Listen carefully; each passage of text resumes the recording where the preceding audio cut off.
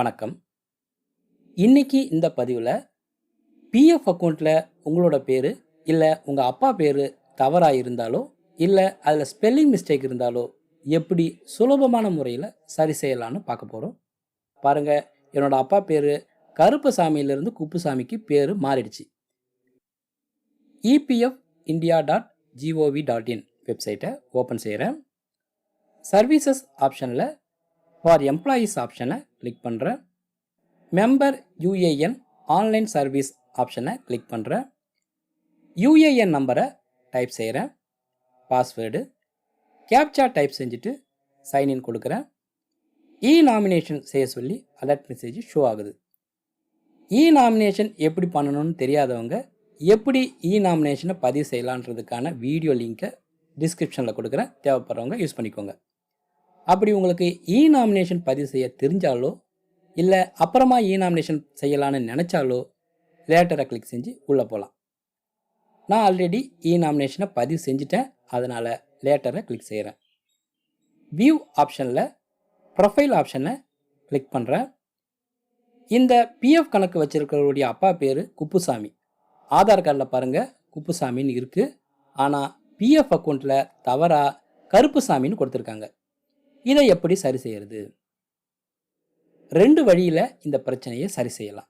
1, joint declaration ஃபார்மை fill பண்ணி employer 2 பேரோட கையெழுத்து எம்ப்ளாயரோட சீலோட பேரை மாற்றம் செய்கிறதுக்கான ஐடி ப்ரூஃபை அட்டாச் பண்ணி பிஎஃப் ஆஃபீஸுக்கு அனுப்புறதன் மூலமாக சரி செய்யலாம். நம்பர் 2, இப்போ நான் சொல்கிற 2வது ஆப்ஷன் மூலமாக தான் இவருடைய அப்பா பேரை மாற்றம் செஞ்சுருக்கேன். அது எப்படி? EPF கிரீவன்ஸ் மூலமாக தான் இவருடைய அப்பா பேரை மாற்றம் செஞ்சுருக்கேன். வாங்க எப்படின்னு பார்க்கலாம். EPFindia.gov.in வெப்சைட்டில் சர்வீசஸ் ஆப்ஷனில் ஃபார் எம்ப்ளாயீஸ் ஆப்ஷனை கிளிக் செய்கிறேன். EPFiGMS கிளிக் செய்கிறேன். ரிஜிஸ்டர் யுவர் கிரீவன்ஸ் ஆப்ஷனை கிளிக் செய்கிறேன். நீங்கள் பிஎஃப் மெம்பரா, இபிஎஸ் பென்ஷனரா, எம்ப்ளாயரா, அதர்ஸான்னு கேட்டிருக்காங்க. நான் இதில் பிஎஃப் மெம்பர் ஆப்ஷனை டிக் பண்ணுறேன். Do you have claim ID? உங்ககிட்ட கிளைம் ஐடி இருக்கா? எஸ்ஆர் நோ கேட்டிருக்காங்க. என்னோட புகார் கிளைமை பற்றி இல்லை, அதனால் நோ டிக் செய்கிறேன். யூனிவர்சல் அக்கௌண்ட் நம்பர், என்னுடைய யூஏஎன் நம்பரை டைப் பண்ணுறேன். இந்த செக்யூரிட்டி கோடை இங்கே டைப் பண்ணுறேன். கெட் டீட்டெயில்ஸ் கொடுக்குறேன். கீழே அப்படியே ஸ்க்ரோல் பண்ணி கொண்டு வந்தோம்னா யூஏஎன் டீட்டெயில்ஸில் கெட் ஓடிபியை கிளிக் செய்கிறேன். Mobile number and email ID வெரிஃபிகேஷனில் முதல்ல என்னோடய மொபைல் நம்பருக்கு வந்திருக்கிற ஓடிபியை இங்கே டைப் பண்ணுறேன். சப்மிட் கொடுக்குறேன். OTP verified successfully. OTP verify ஆகிடுச்சு. ஓகே கொடுக்குறேன். அடுத்து ஜெண்டர், அதாவது பாலினம் என்னவோ அதை டிக் பண்ணிக்கலாம். தொடர்பு கொள்ள வேண்டிய ஃபுல் அட்ரஸ் இங்கே டைப் பண்ணுறேன். பின்கோடு, கண்ட்ரி, அடுத்து எந்த மாநிலமோ அதை கொடுக்குறேன். வேறு ஏதாவது ஆல்டர்னேட்டிவ் ஃபோன் நம்பர் இருந்ததுன்னா இங்கே கொடுக்கலாம். நான் ஒரு நம்பரை இங்கே கொடுக்குறேன். என்னோட இமெயில் அட்ரஸை இங்கே டைப் பண்ணுறேன். இந்த செக்யூரிட்டி கோடை இங்கே டைப் பண்ணுறேன். அடுத்து கிரீவன்ஸ் டீட்டெயில்ஸில் select PF number 2 lodge grievance against, அதாவது குறைகளை பதிவு செய்வதற்கு பிஎஃப் நம்பரை தேர்ந்தெடுக்கும்னு சொல்கிறாங்க. இந்த பிஎஃப் நம்பர் மேலே மவுஸை வச்சு கிளிக் பண்ணுறேன். பிஎஃப் ஆஃபீஸ் தொடர்பான புகார், எம்ப்ளாயர் தொடர்பான புகார், இடிஎல்ஐ தொடர்பான புகார், ப்ரீ பென்ஷன் தொடர்பான புகார், இதில் எது தொடர்பான புகார்னு கொடுக்கணும். நான் இதில் பிஎஃப் ஆஃபீஸ் தொடர்பான புகாரை டிக் பண்ணுறேன். கிரீவன்ஸ் கேட்டகரியில் ஃபைனல் பிஎஃப் வித்ட்ராயல், அதாவது வேலையை விட்டு வெளியேறின பிறகும் பிஎஃப் கணக்கில் உள்ள முழு பணத்தை எடுப்பதில் உள்ள பிரச்சனை தொடர்பாக நான் transfer of PF accumulations, PF திரட்சிகளை மாற்றாதது, அதாவது ஒரு இடத்துல வேலை செஞ்சுட்டு இன்னொரு இடத்துக்கு வேலைக்கு போகிறப்ப பிஎஃப் கணக்கை மாற்றாதது. உதாரணமாக பழைய இடத்துல உபயோகப்படுத்தின பிஎஃப் நம்பரையே புது இடத்துல கொடுத்து அதே நம்பரையே உபயோகப்படுத்தலாம். அப்படி இல்லாமல் வேறு புது நம்பரை யூஸ் பண்ணால் இது பிஎஃப் பங்களிப்பின் தொடர்ச்சியை தாக்கும். இறுதியில் இபிஎஃப் கணக்கு வச்சிருக்கிறவங்களுடைய ஓய்வூதிய பலனை தடுக்கலாம். அதனால தான் பிஎஃப் திரட்சிகளை மாற்றாது தொடர்பான புகார். Passbook related issue including amount not shown in passbook. PF பாஸ்புக்கில் அமௌண்ட் காட்டப்படாதது மற்றும் பாஸ்புக் தொடர்பான சிக்கல். KYC related issue of subscriber pertaining PF office. பிஎஃப் அலுவலகம் தொடர்பான சந்தாதாரரின் கேஒய்சி தொடர்பான சிக்கல்கள். Erroneous credit of transfer amount received. உங்கள் பிஎஃப் கணக்கில் தவறாக வரவு வைக்கப்பட்டுள்ள கடன் தொகை தொடர்பான புகார். Non settlement of PF advance claim, அதாவது பிஎஃப் அட்வான்ஸ் கிளைமுக்கு தீர்வு காணாதது தொடர்பான புகார். Unified portal member interface not working R slow, அதாவது இபிஎஃப் மெம்பர் போர்ட்டல் சரியாக வேலை செய்யலை, ஸ்லோவாக இருக்குது, அது தொடர்பான புகார். Technical issues while filling online claim, அதாவது ஆன்லைனில் கிளைம் ஃபார்ம் ஃபில் பண்ணும்போது ஏற்படுற தொழில்நுட்ப சிக்கல் தொடர்பான புகார். டிடிஎஸ் ரிலேட்டட் இஷ்யூஸ், அதாவது டிடிஎஸ் தொடர்பான சிக்கல்கள். UMANG app not working or working slow, அதாவது யூமேங் ஆப் சரியாக வேலை செய்யலை, ஸ்லோவாக இருக்குது, இது தொடர்பான புகார்.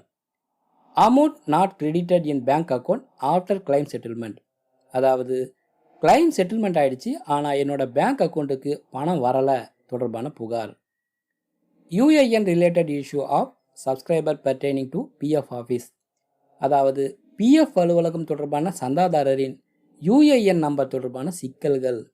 Fraudulent withdrawal from PF account, PF கணக்கில் இருந்து மோசடியாக பணம் எடுக்கப்பட்டது தொடர்பான புகார். கோவிட்-19 அட்வான்ஸ் ரிலேட்டட், கோவிட்-19 அட்வான்ஸ் தொடர்பான புகார். Claim rejected more than once, claim ஒன்றுக்கு மேற்பட்ட முறை நிராகரிக்கப்பட்டது தொடர்பான புகார். சந்துஷ்ட் ரெஃபரன்ஸ், அதாவது திருப்தியான குறிப்புகள் தொடர்பான புகார். நான் இதில் KYC related issue of subscriber pertaining PF office ஆப்ஷனை செலக்ட் பண்ணுறேன்.